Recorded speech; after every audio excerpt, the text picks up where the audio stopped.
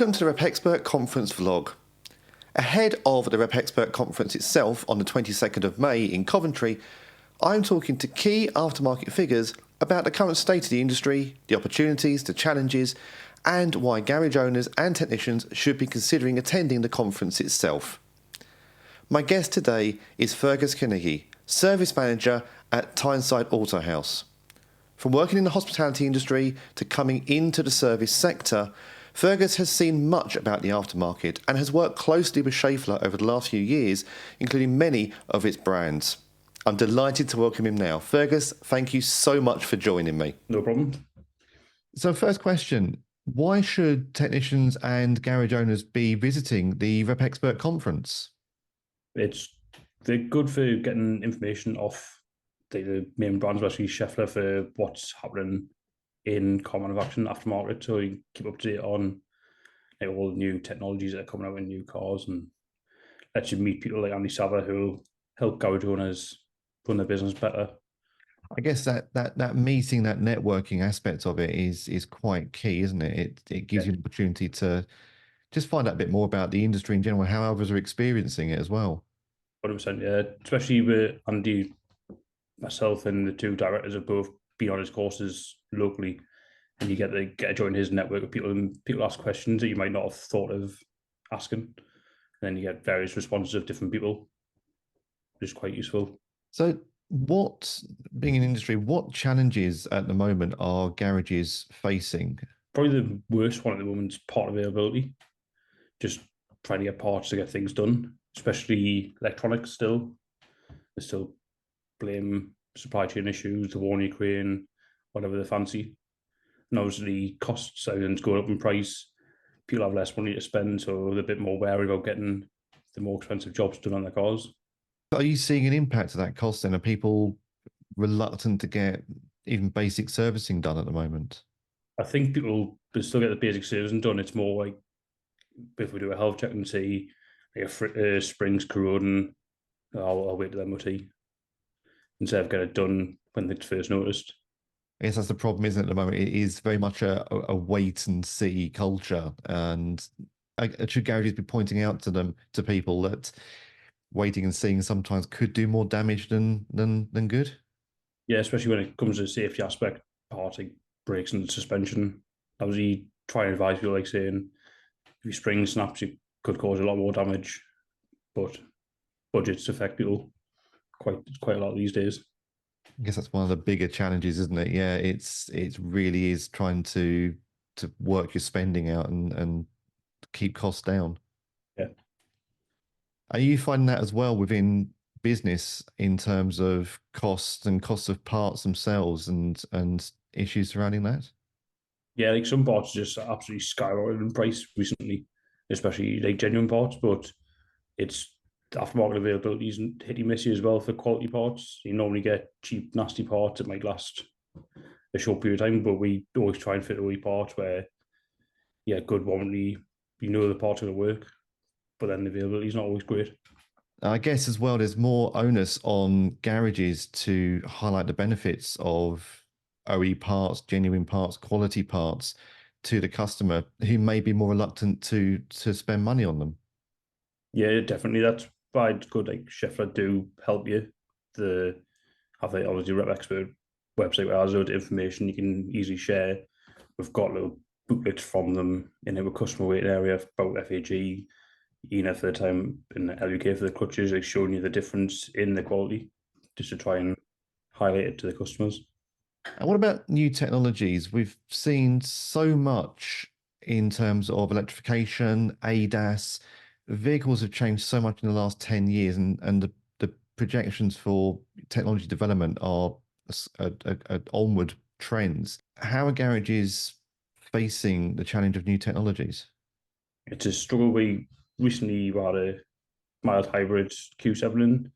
The only place you can get the parts was from Audi. So you could only get all the from Audi. They're the cheapest place. You only get the tensioner from Audi. So it's then they've got a stranglehold over what you pay for the parts, which was surprising enough quite a lot. And obviously the customer wasn't very happy having to fork out thousands to replace an alternator. That's the problem, isn't it? The aftermarket is catching up, but the the problem still remains the manufacturers have got the hold over some of these areas.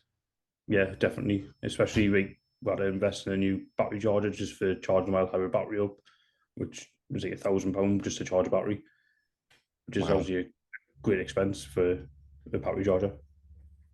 And again, it all comes back to that issue of costs and how Yeah, garages are having to develop, manage, and bring in, I guess, things like training, technologies, equipment to be able to work on what effectively is the cars of the future. yeah, 100%. The tools are just so expensive these days, even for simple tasks. Especially if you look at like, the workshop manuals from on Elson for VWs and that, some of the tools are just crazy money. They were priced up one for an old V6 petrol, and it's like £700 plus VAT from TBS for a tool that check iron Wow. for a Wow. 20-year-old car. So it's And that's it, isn't it? I mean, the UK's car park is aging. I guess drivers are holding onto their cars for longer. So I suppose in a way there's an opportunity there as well for garages. These cars aren't going to be going back to franchise dealer. They're going to be coming into more into the independent sector, into the aftermarket, as it were. Is that an option for garages? Is that an opportunity to increase customer base? yeah, we do quite well with people who have slightly older cars. Like get a few people with big, very new cars, and taxi drivers always have to keep up with the emission standards. But we get quite a broad range of ages cars in, like probably 20-year-olds, probably the oldest that comes in regularly, up to 6 months old. So we've got a good range. Do you think people who have the older cars are more likely to spend money on keeping them on the road, or are they a bit sort of, worried about, again, budgets?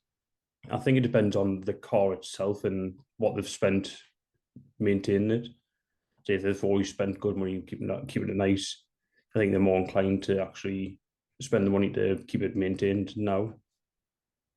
And obviously, older cars, people enjoy the drive more than new cars. There's less to go wrong, less electronics on it.